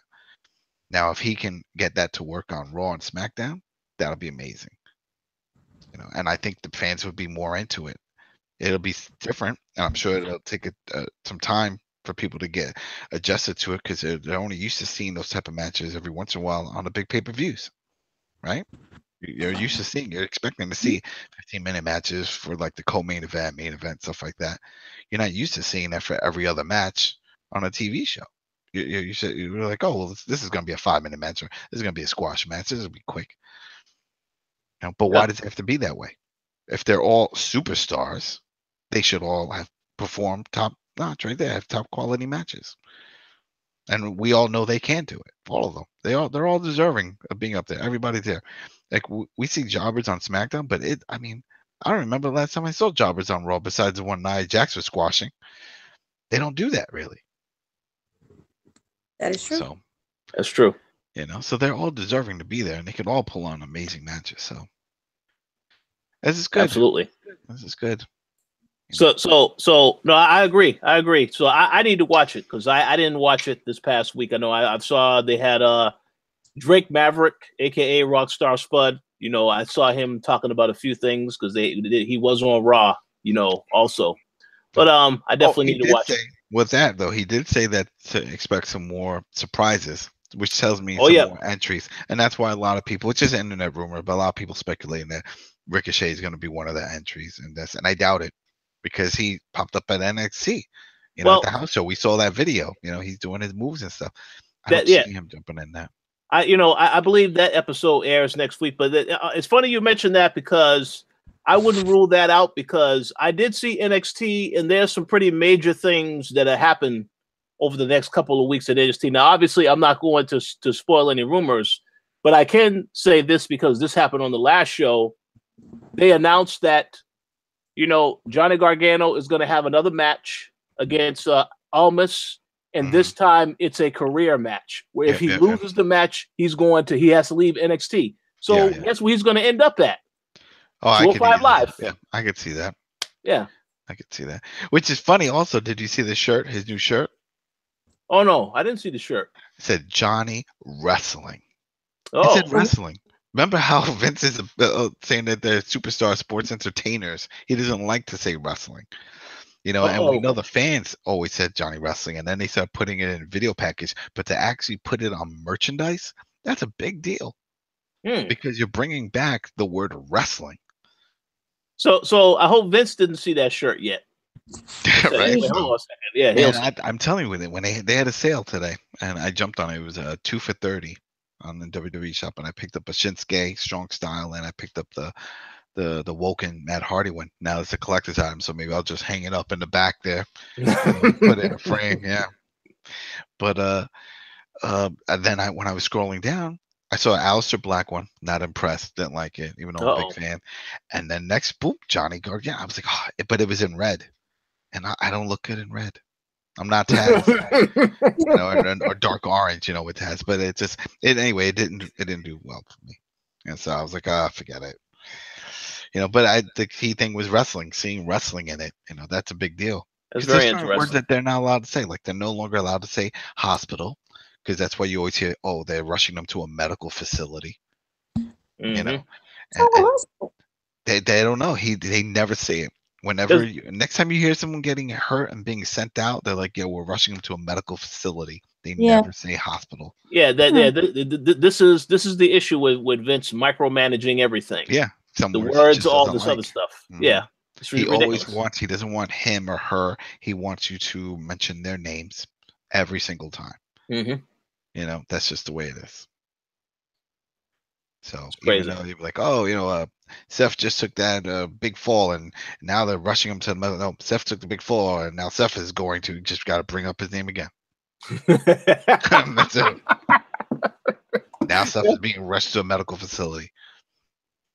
Yeah, that's right. That's accurate. That's I don't know, man. This guy is too much of that. But yeah, I just was gonna say, I think you definitely could see Ricochet there. I mean, there are other people that they did say surprises. So and Drake Maverick, I mean, I don't really rule him out because he has to throw himself in. I can't. He would be such a waste if he doesn't wrestle. I could see him throwing himself in toward the end. Yeah, and he's like, oh, guess what? Another surprise. Let me go get him. And then he comes out in his wrestling gear. That's it. Why not? Why not? Anything could happen. Is he going to win it? Probably not, but it doesn't matter. He already has a job. He's a GM, and he could just do it from there. But the guy's a great in-ring performer. I was excited to see him come in. And that's the thing. That first episode of when he showed up, you could hear the crowd. People knew who he was, and when they said he was a GM, it went silent. Mm-hmm. Because they're like, wait, what? Why? No. You don't do that.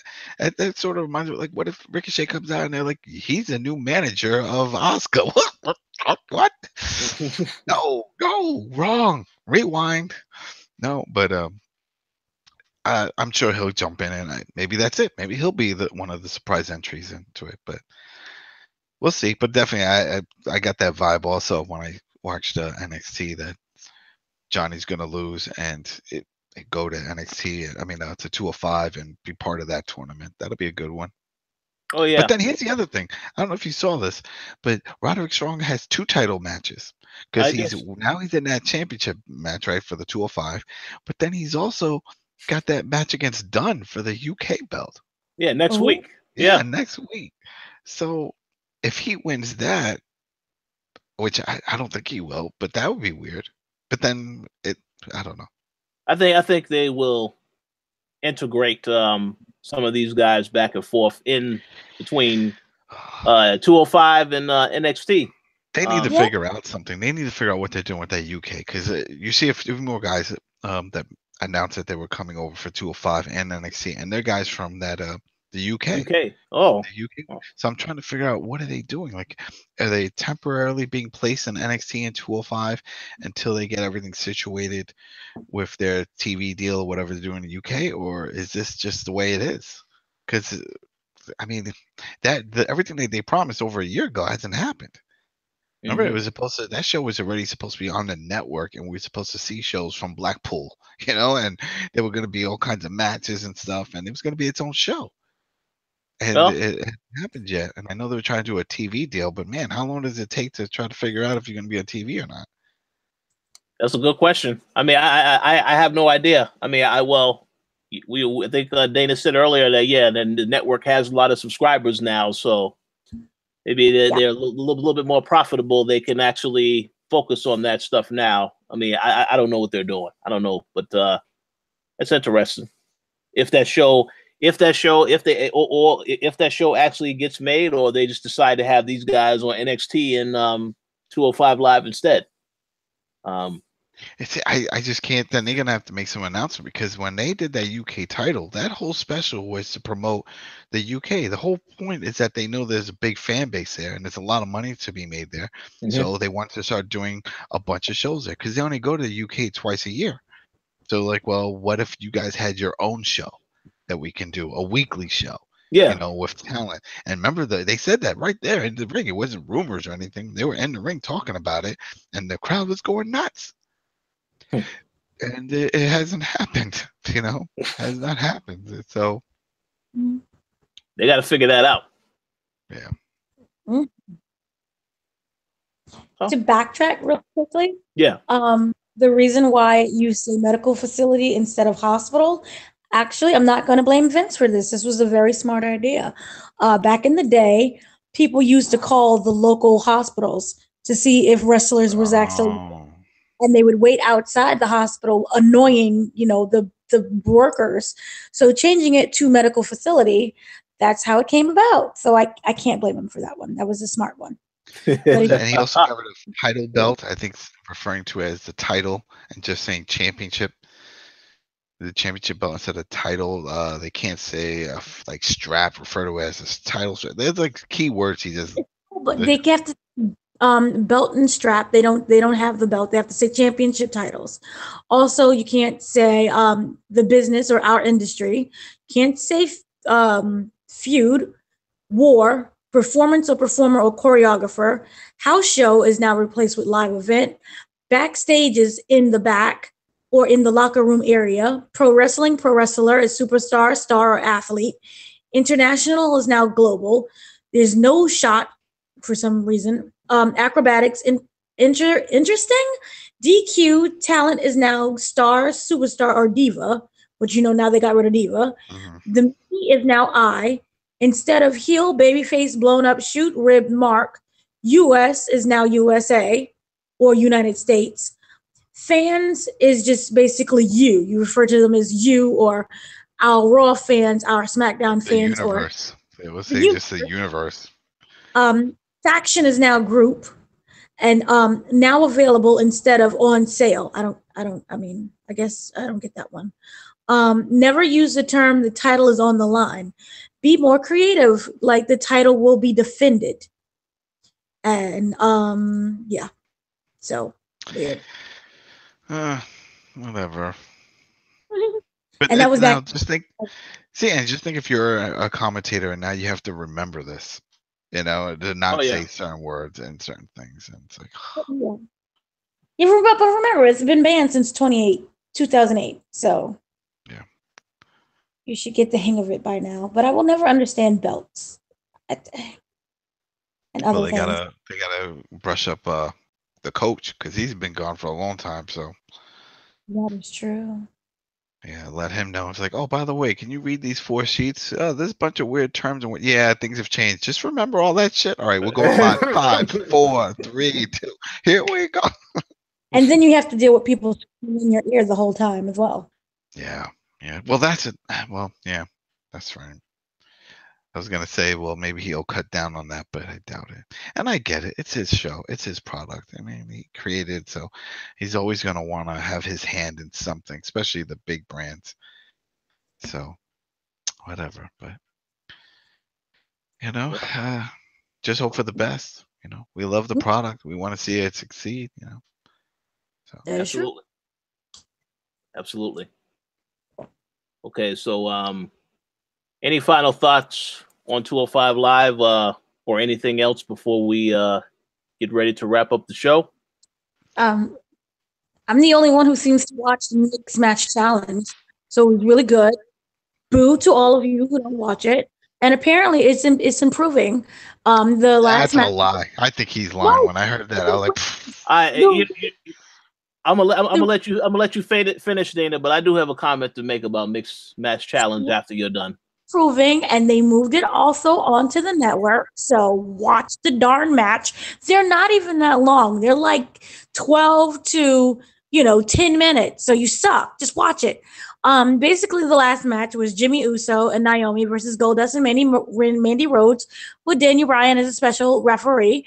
Now, to prove that I'm still right, you had 77,700 live viewers, which is up 25% from the last show, which, you know, their lowest stream was like at 62,400. So that's improved. And now you have the Facebook views, like overall is 1.8 million, which is up from 1.7 million. So yay.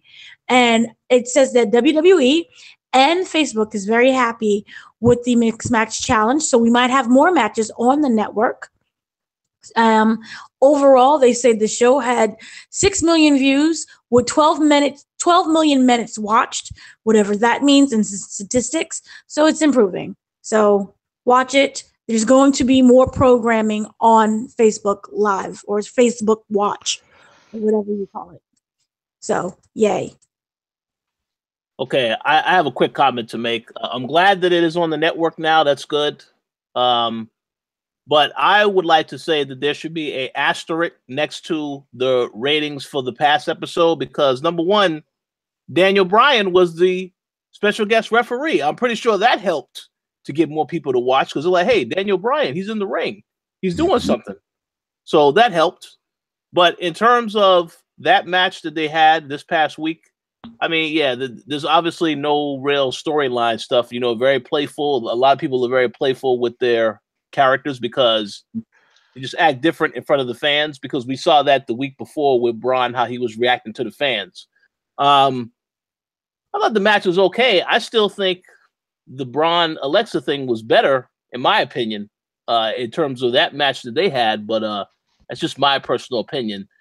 But Naomi, I mean, there was no, once again, very predictable that Naomi and Jimmy Uso were going to win. I mean, Goldust and Mandy Rose hasn't even wrestled that much since she's been called up to the main roster. So I figured, yeah, obviously they were going to win. Who paired up? I kept hearing that it was a good match, a good pairing with Goldust and someone. Yeah, Mandy Rose. That's Mandy Rose? Yeah. That it was going to be Alicia Fox, but you know she got her. Yeah. She broke her ass. Uh-oh. Ouch, that hurts. No, she did. She broke her tailbone. Yeah. Well, you know, I still think it's a good. I mean, I still think it's a good show. I like how, like I said before last week, that they have the wrestlers interacting in the chat. You know, however, I still don't see the wrestlers acknowledging the fans, because they have Rusev and Lana in there this past week, which is great. But I don't know. We'll see. We'll see what they do with this. My only real complaint about it is that, you know, it contradicts the narrative that, well, SmackDown and Raw will only face each other at Survivor Series. That's the only time of the year they face each other. But then you have stuff like this. I mean, it contradicts that. But other than that, yeah, I guess it's fun. But anyone who watches that shouldn't really expect it to be like a actual wrestling, just entertaining back and forth between whoever's wrestling. But again, I'm glad it's doing well. I know they was freaking out because it wasn't doing well. But yeah, that's good. It's good to hear. And also, you guys should have watched Ring of Honor Reign Supreme event, because Emma made her debut, and she's wrestling under her real name, Talini Dashwood, and she won the match, and she can wrestle, and she was very happy, and she had personality. So you check that out, because they had a live stream, and it was free. So yay. And yeah, that was great. Yeah, I'll definitely check that out. That's good. Yeah. Glad to hear that she is now back to doing bookings. So that's good. But yeah, I guess that's pretty much it in terms of topics for this week. Adam will be back momentarily. But yeah, that concludes our show for this week. We thank you all for listening. Dana, do you have any shout outs that you would like to give? Shout out to everyone in the chat, everyone who's going to listen later on. Shout out to you guys, and thank you for your participation and for your ears of listening. And Absolutely. I'm very Vince has stepped aside. I'm so happy. Yeah, absolutely. Adam, do you have any shout outs that you would like to give? Shout outs to everybody watching, downloading on iTunes, and jumping in and subscribing to hear more Wrestle Talk. And to everybody on Throwdown that's running around playing Monster Hunter right now. You know, hunting monsters together, co-op experience. So yeah, and everybody Coalition, and just living life and have a good weekend, everybody. You know, keep watching wrestling. A lot of good wrestling out there, all over the place. Netflix, Lucha, WWE Network. You got Ring of Honor on public access or whatever damn show. I have it on some damn channel out here. You know, you can watch it. So it's good. Absolutely, absolutely. And yeah, shout out to the Throwdown crew also. Check them out right now playing Monster Hunter. Check out Throw Down Your Questions on Sunday. We'll also be back for a new co-op on Sunday. So yeah, stay tuned for more content. Thank you all for the continued support, and we'll talk to you all Sunday. Yep.